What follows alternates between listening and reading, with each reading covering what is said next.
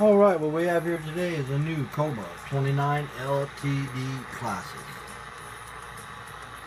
Radio has been modified. I have installed blue LEDs. I have installed a turbo echo board. It is controlled by the Delta Tune.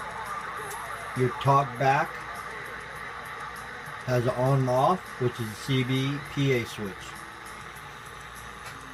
Radio's tuned, it's ready to rock and roll. If you want to add a linear, just hook it up, plug and play.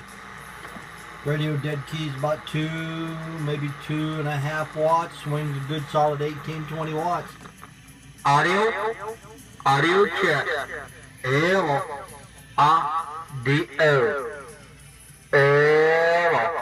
Audio check. Of course, you can adjust it however you would like.